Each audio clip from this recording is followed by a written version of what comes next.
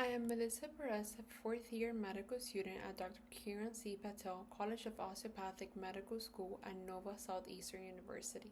This poster was completed in collaboration with internal medicine residents and cardiology fellows from Larkin Community Hospital, Palm Springs campus, with the support of our internal medicine and cardiology attendings.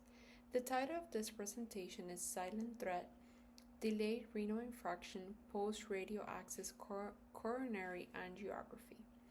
Renal infarction is a rare but known complication of cardiac angiography.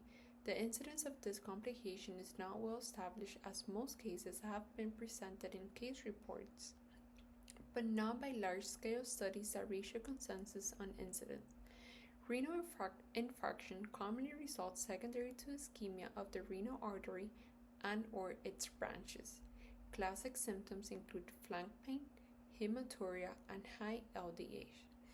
Our patient is a 65-year-old Hispanic female patient with past medical history remarkable for heavy smoking, type 2 diabetes, hypertension, and gastroesophageal reflux disease, who presented to the ED with complaints of severe burning epigastric pain.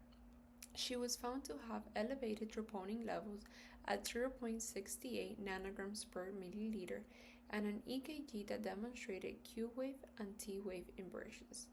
Therefore, our patient underwent cardiac angiography via radio access.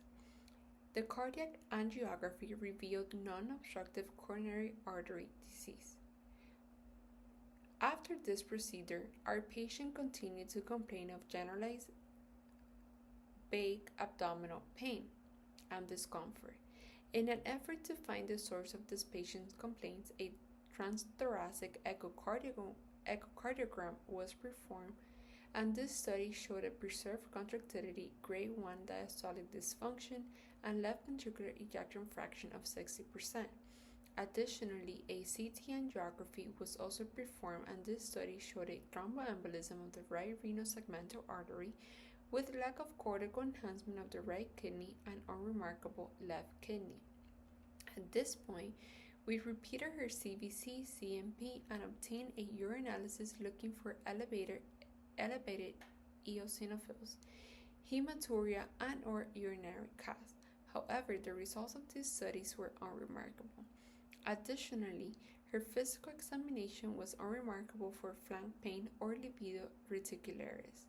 She was hemodynamically stable and otherwise asymptomatic.